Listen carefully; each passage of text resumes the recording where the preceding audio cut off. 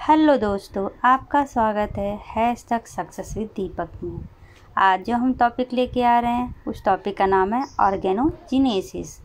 Organ का formation क्या होता है, इसको डिस्कस करने के पहले कुछ बेसिक डिस्कस करते हैं। फर्टिलाइजेशन के थर्ड वीक के बाद क्या होता है, प्रिमिटिव स्टिक पूरी तरह बन जाता है एम्ब्रियोनिक डिस्क में। एम्ब्रियोनिक डिस्क ग्रो करता है और अपने आप को सर्कुलर से पीयर शेप में कन्वर्ट करता है। जैसा कि आपको पता है, स्टार्टिंग में जो हमारा एम्ब्रियोनिक डिस्क होता है वो बाइलैमिनर होता है। इसका मतलब जो हमारा इपीब्लास्ट है, फिर से स्टार्टिंग से बताती हूँ, जो हमारा इपीब्लास्ट है जो कॉलमनर शेप का होता है, और जो हमारा हाइपोब्लास्ट है जो क्यूबॉइडल शेप का होता है। जो इपीब्लास्ट है उसके चारों तरफ जो मेम्ब्रेन होते हैं उसको एमनियोटिक मेम्ब्रेन कहते हैं, और जो हाइपोब्लास्ट है उसके चारों तरफ जो मेम्ब्रेन होते हैं उसको यॉर्क सैक कहते हैं। ठीक है, तो ये कैसे दिख रहा है, ये जब हम एमनियोन को हटाएंगे ना इस बात को, तो जो शेप दिखेगा एम्ब्रियोनिक डिस्क का वो रहेगा सर्कुलर।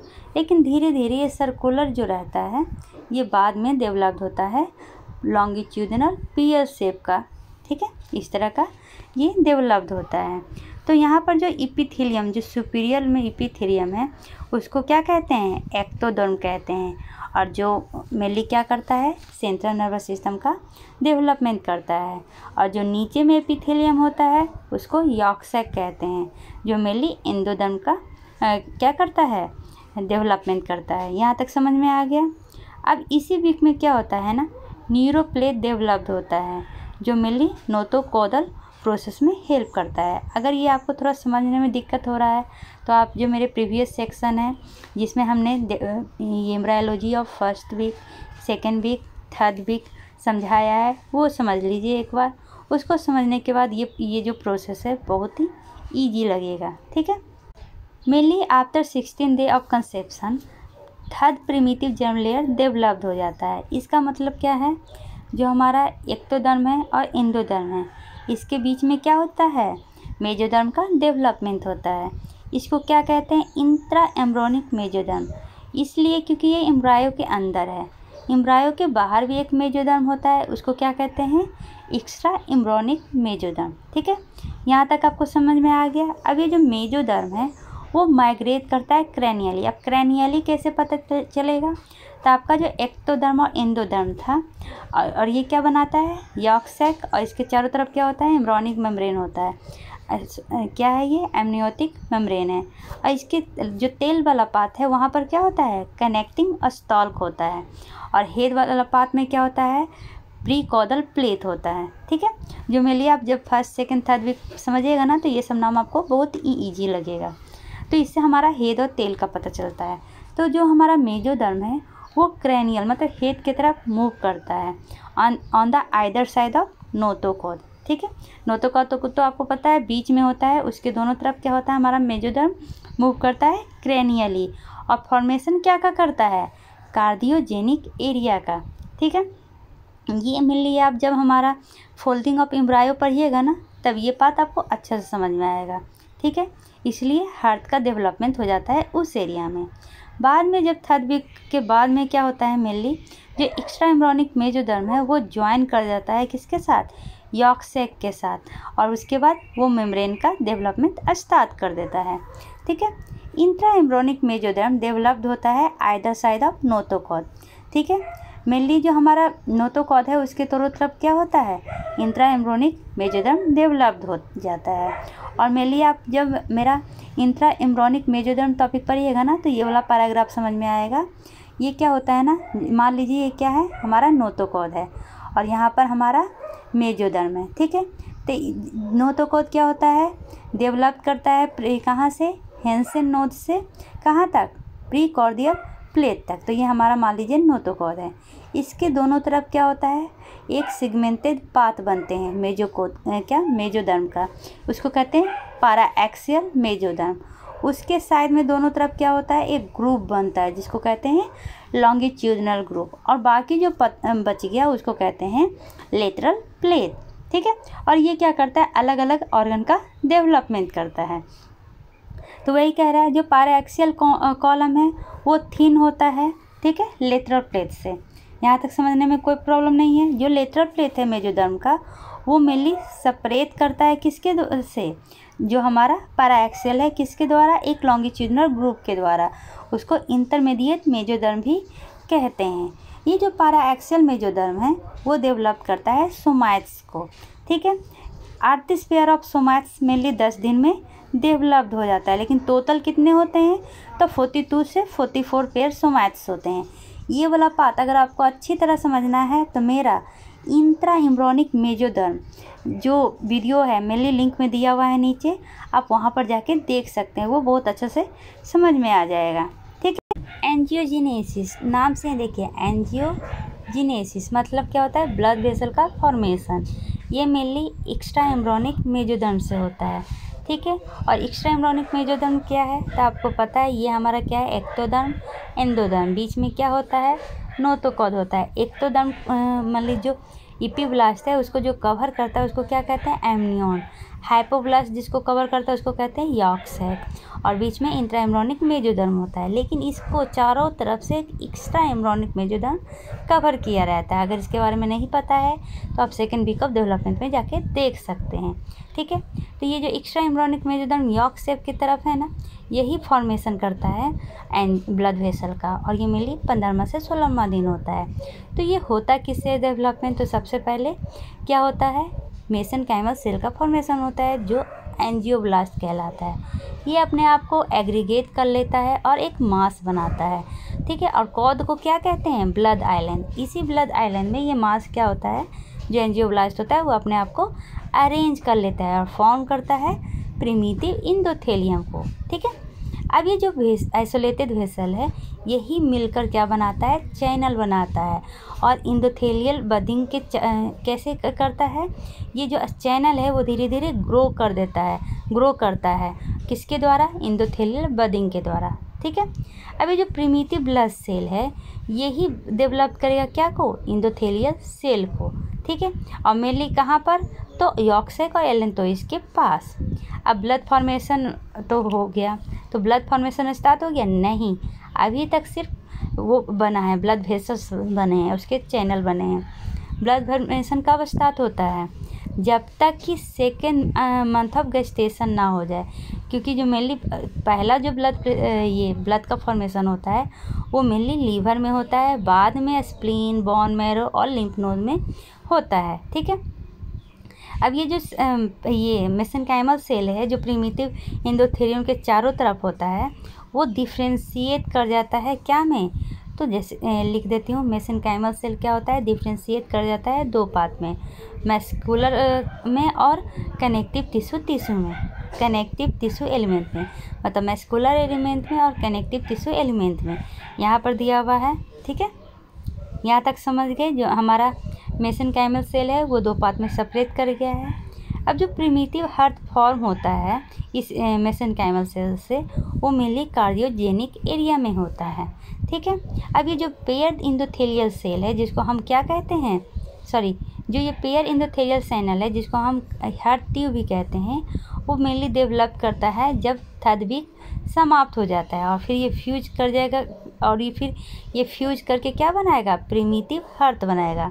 तो अभी तक हमने क्या पढ़ा, मेसेनकाइमल सेल से एंजियोब्लास्ट का फॉर्मेशन होता है। एंजियोब्लास्ट क्या करता है, अपने आप को एक जगह एग्रीगेट करता है और मास बनाता है, और ये मास जाके कहाँ, ब्लड के आइलैंड में जाके एक दूसरे से मिल जाता है, ठीक है।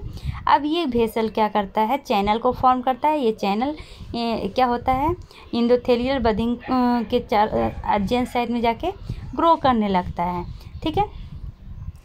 अब क्या कह रहा है, जो प्रिमिटिव ब्लड सेल है वही डेवलप करता है इंडोथेलियल सेल को, किधर, तो यॉर्क सैक और एलेंटोइस के पास में।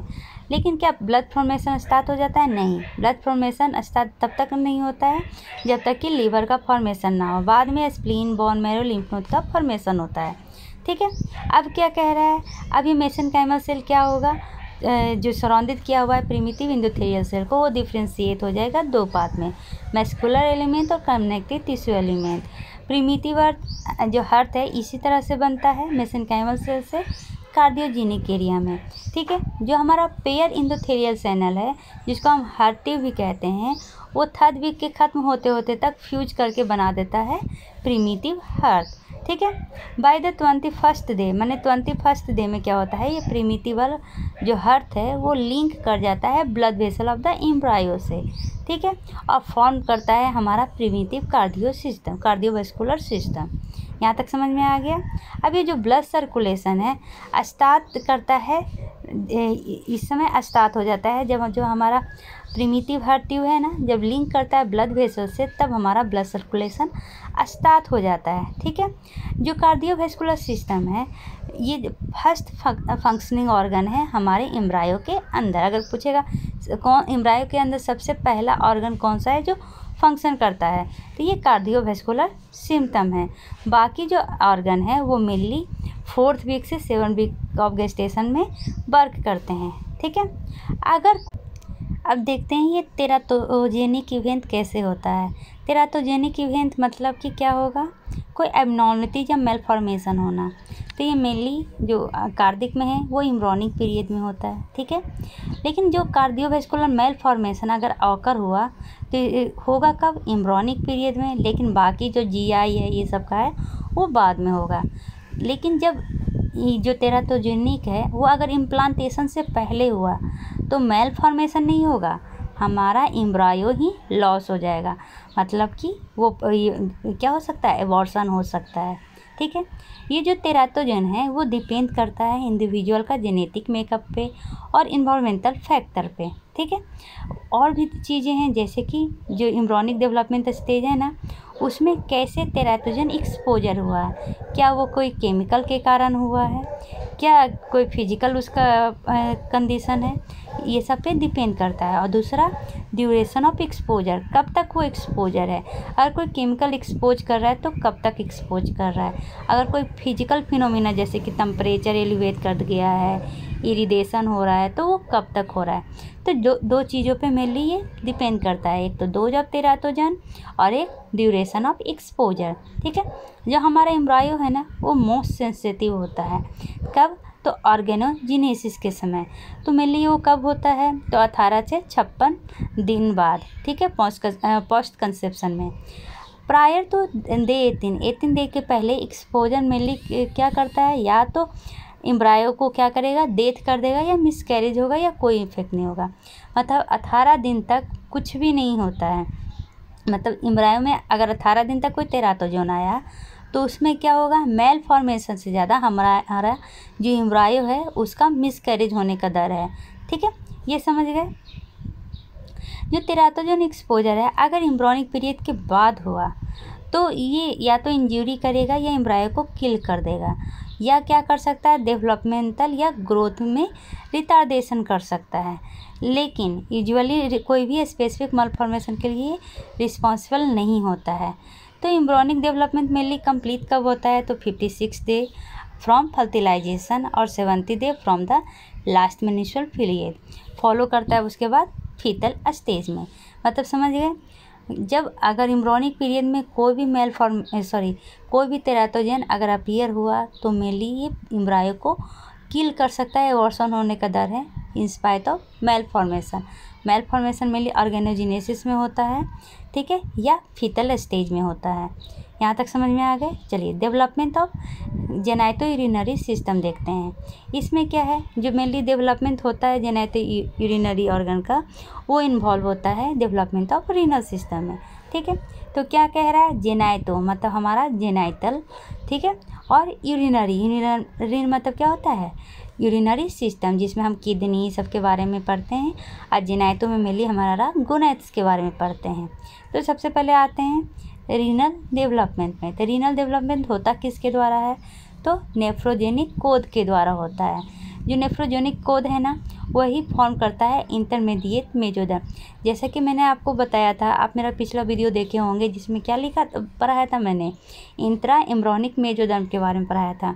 उसका मेनली 3 पार्ट होता है, पैराएक्सियल पार्ट, इंटरमीडिएट पार्ट और लास्ट वाला लेटरल प्लेट। जो इंटरमीडिएट मेजोडर्म था ना, इसी से मेनली क्या हुआ था, ये किडनी और जेनाइटल पार्ट का डेवलपमेंट हुआ था। क्यों? क्योंकि इसमें नेफ्रोजेनिक कोद प्रेजेंट होता है। तो आपको अगर ये ज़्यादा अच्छा से समझना है तो हमारा इंट्रा एम्ब्रियोनिक मेसोडर्म वाला वीडियो देख सकते हैं। अब क्या कह रहा है, जो नेफ्रोजेनिक कोद है वो डेवलप्ड होता है इंटरमीडिएट मेसोडर्म से, और मेनली कितना में, तो 2 mm स्टेज में, एम्ब्रायो स्टेज में। ठीक है, बिगिनिंग होता है जो मेनली ये जो डेवलपमेंट होता है ना वो ज़्यादा सिफेलिक पार्ट में होता है। ठीक है, और उसके बाद क्या होता है, ये क्रैनियल पार्ट में। यहाँ तक आप समझ गए।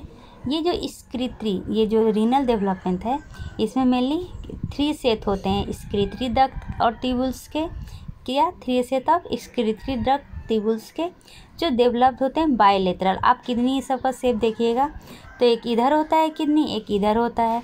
ठीक है, तो ये बायलेटरल होता है, एक तरफ नहीं होता है। सबसे पहले क्या होता है, प्रोनेफ्रोज डेवलप्ड होता है कहाँ से, तो प्रोनेफ्रिक डक्ट से, और ये मेनली फॉर्म करता है cranial portion of the embryo. ठीक है, और ये होता कब है, तो 4th वीक ऑफ कंसेप्शन होता है। यहाँ तक समझ में आ गया कि जो सबसे पहला स्टार्ट होता है वो प्रोनेफ्रॉन से होता है, और ये आता है प्रोनेफ्रिक डक्ट से, जो मेनली मोस्ट क्रेनियल पोर्शन में होता है, और ये कब होता है, 4th वीक के बिगनिंग में। ट्यूब्यूल्स जो हैं वो एसोसिएटेड होते हैं डक्ट से, इसलिए इनका कोई भी स्क्रीटरी फंक्शन में इसका रोल नहीं है। लेकिन जो कॉडल इंड है वो फॉर्म करता है एड्रिनल ग्लैंड।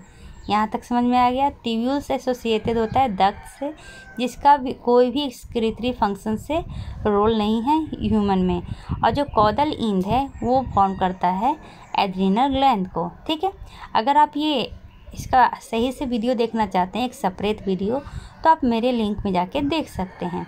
ठीक है, जो मेरे डिस्क्रिप्शन बॉक्स में दिया हुआ है।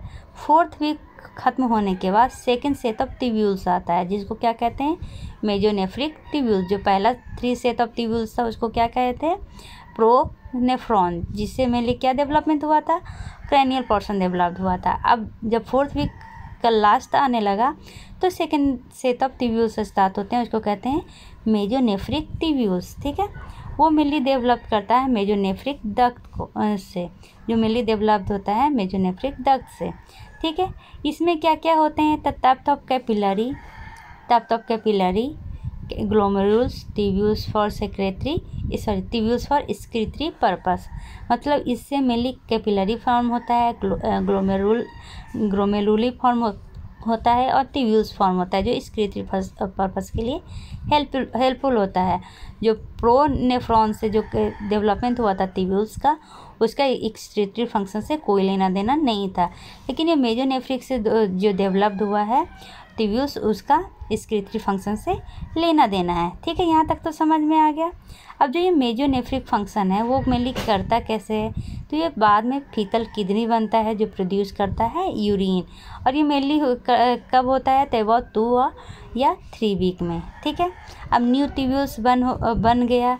ये मेनली डेराइव ज़्यादा कहाँ पे होता है, सेफ्लाट ट्यूब्यूल्स। क्या होता है, ये मेनली डेराइव होता है फ्रॉम मॉस सिफ्लाट ट्यूब्यूल्स, और बाद में ये डीजनरेट कर जाता है। यूजुअली जो लगभग 40 मेसोनेफ्रिक ट्यूब्यूल्स होते हैं ना, वो either side of embryo present होते हैं। ठीक है, ये गोनेस जो एराइज होता है वो सेंट्रल रीजन ऑफ द मेसोनेफ्रॉन से स्टार्ट होता है। ठीक है, जो मेटानेफ्रॉन या परमानेंट किडनी कितना हो गया, प्रोनेफ्रॉन, मेसोनेफ्रॉन, मेटानेफ्रॉन।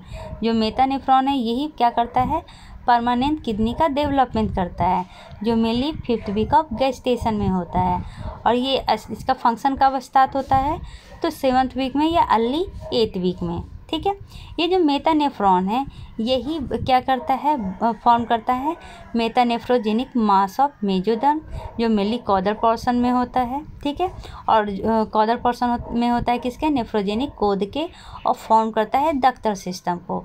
ठीक है, यहाँ तक समझ में आ गया। ये मेनली डिराइव होता है मेटानेफ्रिक डाइवर्टिकुलम यूरेटेरिक बद से, और जो क्रेनियल पार्ट है वो ग्रो करता है ऑथ पोचिंग की तरह।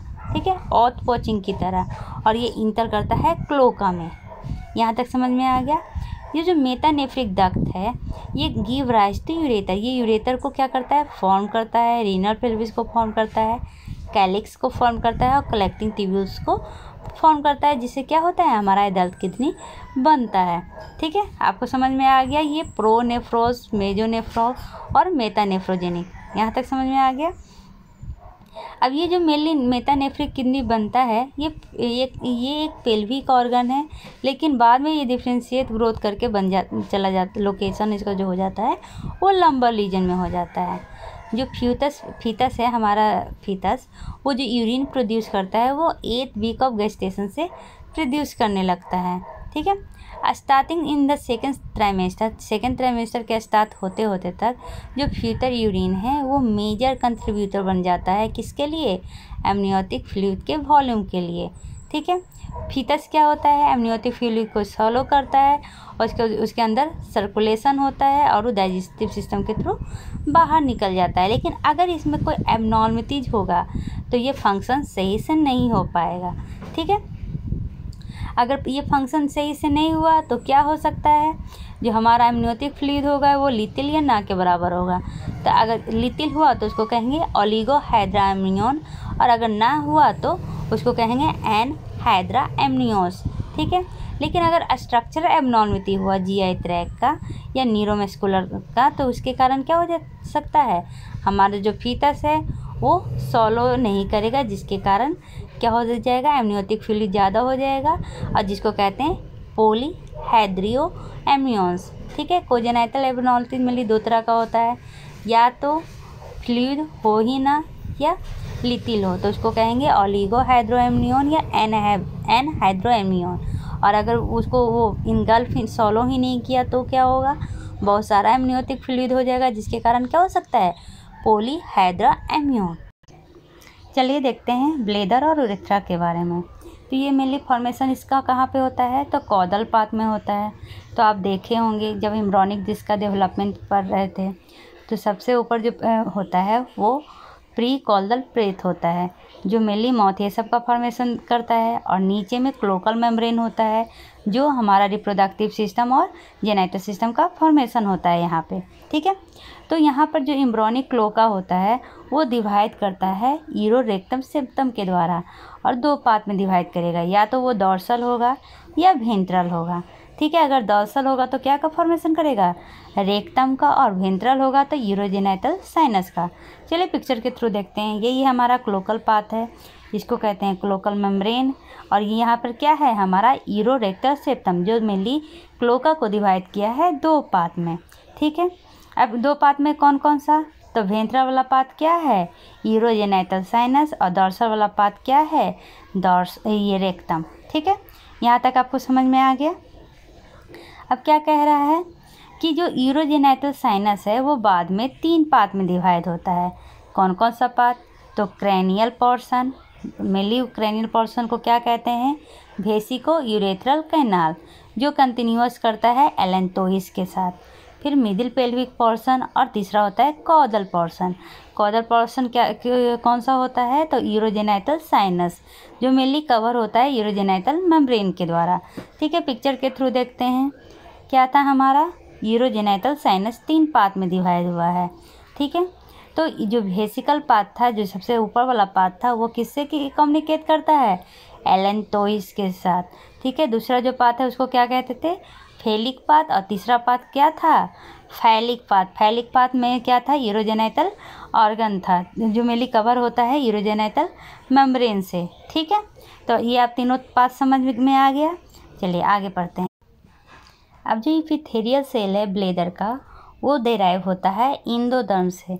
किसका, तो वेसिको यूरेथ्रल कैनाल का। वेसिको यूरेथ्रल कैनाल सबसे ऊपर वाला पार्ट था यूरोजेनाइटल साइनस का, उसके इंडोडर्म से मेनली ब्लेडर का एपिथेलियम बनता है। ठीक है, तो ये जो मेनली और जो मस्कुलर लेयर और जो सेलेसल लेयर है ब्लेडर का, वो स्प्लैक्निक मेसेनकाइमन से बनता है। स्प्लैक्निक मेसेनकाइमा आपको याद होगा, तो जब हम पढ़ रहे थे इंट्रा एम्ब्रियोनिक मेसोडर्म, उसका जो लेटरल पोर्शन था वो 2 पार्ट में डिवाइड हो जा रहा था।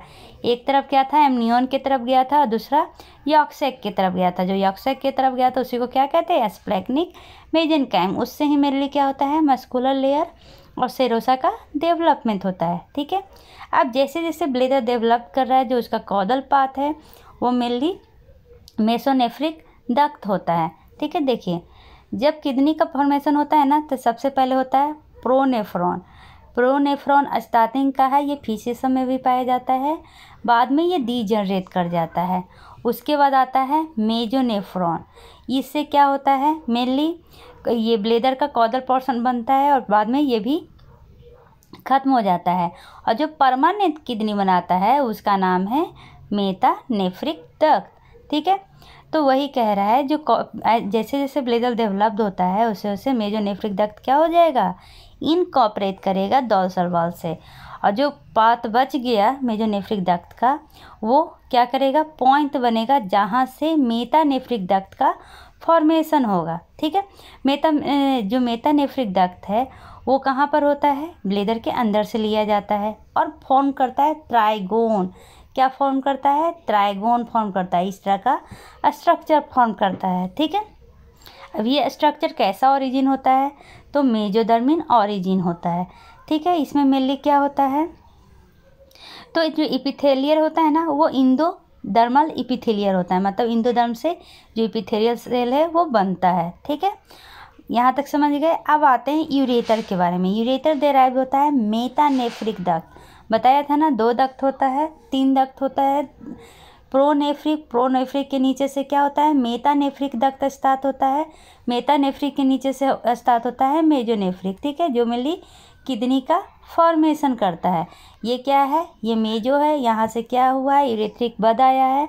और जो मेजोनेफ्रिक डक्ट के चारों तरफ टिश्यू होता है वही मेनली क्या करता है, वेसिकल में कन्वर्ट होता है और धीरे धीरे वो किडनी का फॉर्मेशन करता है। ठीक है, तो यहाँ तक आप समझ में आ गया। ये जो हमारा क्या है यूरेटर है वो डेराइव होता है किससे, तो मेजोनेफ्रिक डक्ट से। ठीक है, और उसके बाद वो किस में डायरेक्टली ओपन होता है, तो ब्लेडर में डायरेक्टली ओपन हो जाता है। यहाँ तक समझने में कोई प्रॉब्लम नहीं होगा। मेल में क्या होता है, ये जो मेजोनेफ्रिक डक्ट होता है वो ओपन होता है यूरेथ्रा में एज ए इजैकुलेटरी डक्ट। याद रखिएगा ये वाला बात। ये जो मेजोनेफ्रिक डक्ट है वो मेल में क्या होता है, ओपन होता है यूरेथ्रा में एज ए इजैकुलेटरी डक्ट। ठीक है, और जो मेसेनकाइमल टिश्यू है जो सराउंडिंग किया हुआ रहता है यूरेथ्रा को, वो बाद में एग्जिट कर जाता है ब्लेडर में और वो क्या फॉर्मेशन करता है, प्रोस्टेट ग्लैंड का फॉर्मेशन करता है। ठीक है, अब देखिए पिक्चर में देखना चाहते हैं, देखें क्या है, ये यूरिनरी ब्लेडर है। ठीक है, ये यूरेटर है। यूरिनरी ब्लेडर में किससे आया था, मेसोनेफ्रिक डक्ट से आया था। वहीं मेसोनेफ्रिक डक्ट से यूरेटिक वेसिकल निकलता है। यूरेटिक वेसिकल ही क्या कर बनाता है, यूरेटर का फॉर्मेशन करता है। यूरेटर के ये जो चारों तरफ मेटानेफ्रॉन्स होते हैं उसी से क्या होता है, किडनी का फॉर्मेशन होता है। ठीक है, यहाँ तक समझने में कोई प्रॉब्लम नहीं है। ये रेक्टम है जो डोर्सल पार्ट था जो सेपरेट किया गया था यूरोरेक्टल सेप्टम के द्वारा। ठीक है, यहाँ तक समझ गए। अब चलिए आगे बढ़ते हैं।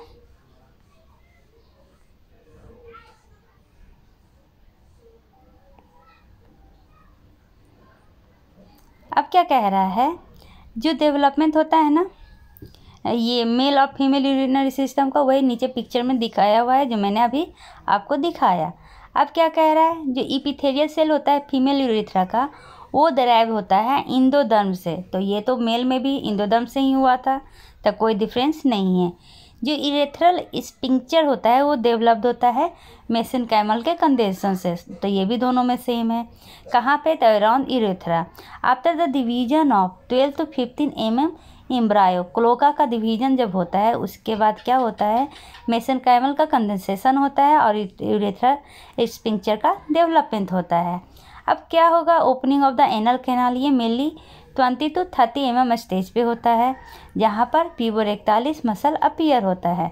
15 वीक ऑफ गेस्टेशन होते होते स्ट्रिएटेड मसल देखा जाता है जहाँ पे स्मूथ मसल लेयर ठीक हो जाता है और डेवलप करता है ब्लेडर का नेक। ठीक है, और फॉर्म करता है inner part of urethral musculature. बाद में जो यूरेथ्रल स्पिंक्चर होता है वो कंपोज होता है दोनों सेंट्रल स्मूथ मसल और पेरिफेरल स्ट्रिएटेड मसल से। मतलब जो हमारा यूरेथ्रल स्पिंक्चर है, स्पिंक्चर क्या होता है, ये मेन जो मुंह है, ये बाहर में क्या से जो सेंटर है वो स्मूथ मसल और बाहर में स्ट्रिएटेड मसल होता है। ठीक है, स्पिंक्चर जो होता है वो डेवलप करता है एंटीरियर वॉल ऑफ यूरेथ्रा में और जो मेनली हु सु या ओमेगा शेप का होता है। इसका पूरी तरह से डिस्क्रिप्शन देखने के लिए आप मेरे चैनल में एम्ब्रायोलॉजी में जाकर डेवलपमेंट ऑफ किडनी में देख सकते हैं। ये तो बुक है, जितना दिया है हमें उतना ही बताना है, लेकिन अगर पूरा देखना है कि कैसे किसका फॉर्मेशन होता है पूरे डिटेल में मैंने एम्ब्रायोलॉजी में डेवलपमेंट ऑफ किडनी में molecular basis of sex differentiation, ठीक है, कैसे हम मेल बेबी या फीमेल बेबी को डिफ्रेंशिएट कर सकते हैं, कैसे उसका डेवलपमेंट होता है, ये हम यहाँ पे पढ़ेंगे, ठीक है। ये मेनली जो हम दोनों को डिफ्रेंशिएट कब करेंगे तो at the time of conception, मतलब जो जेनेटिक सेक्स है वह हमें पता चलेगा at the time of conception, ये याद रखिएगा, ठीक है। अब कौन कौन सा फैक्टर हमें बताएगा कि जो हमारा बेबी है वो मेल है या फीमेल है। जो सबसे वाला फैक्टर है वो है बाई क्रोमोजोम।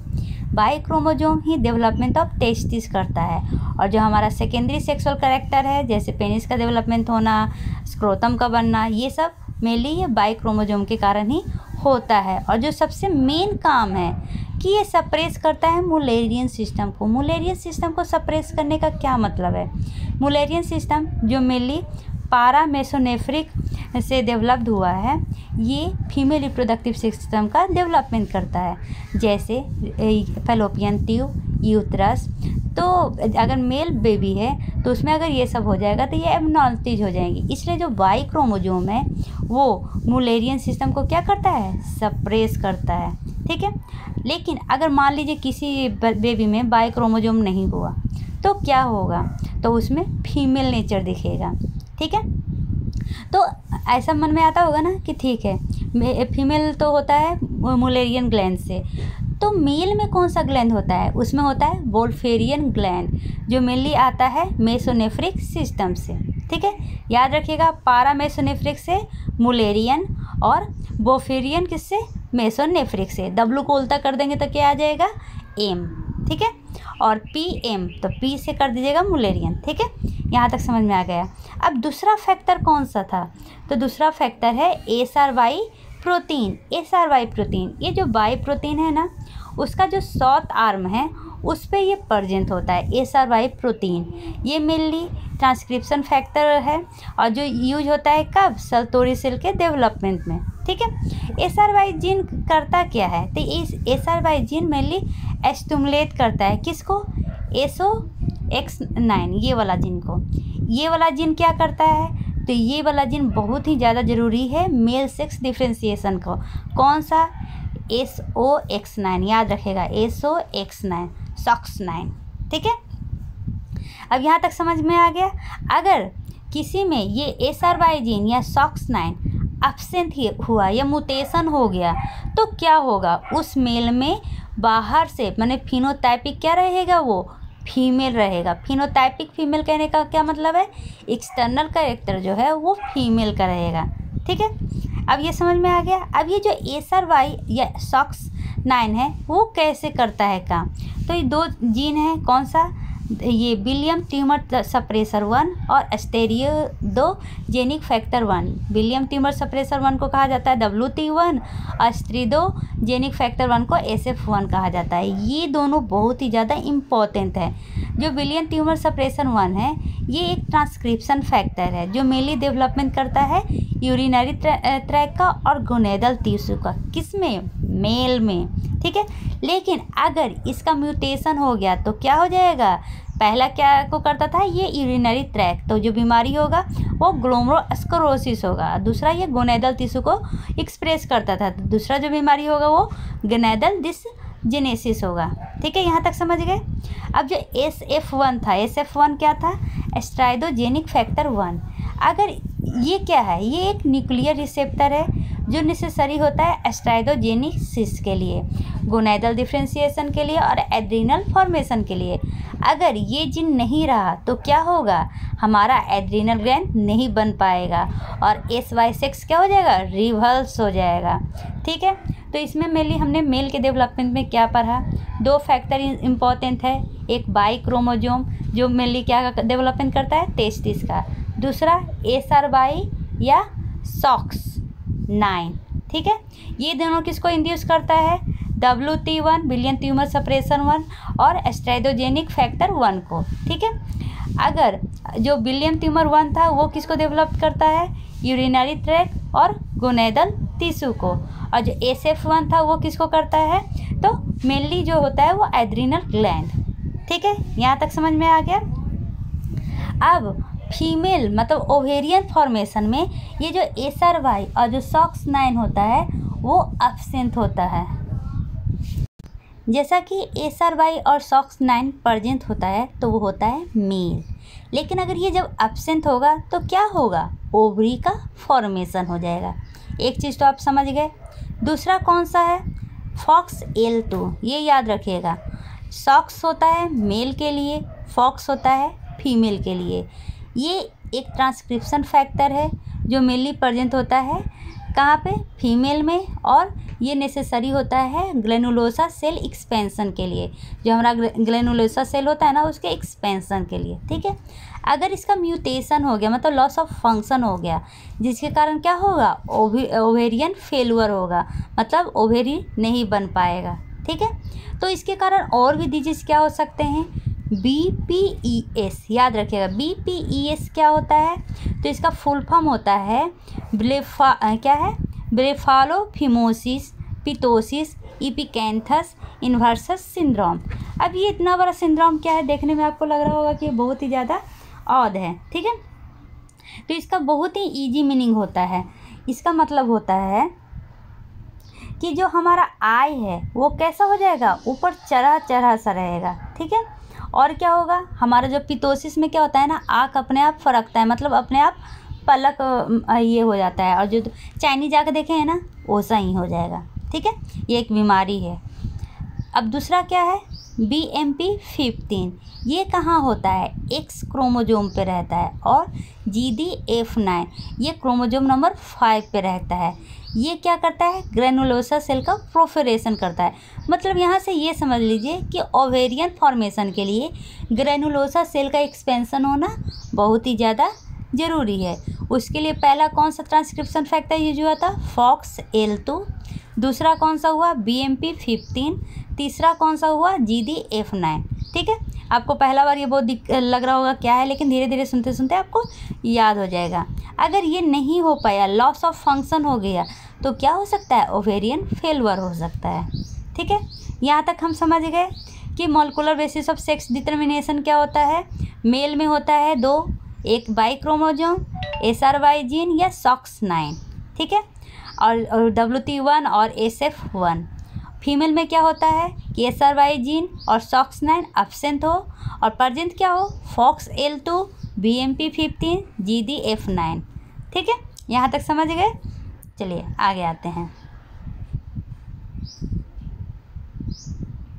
Genital development. अब जेनाइटल का डेवलपमेंट कैसे हो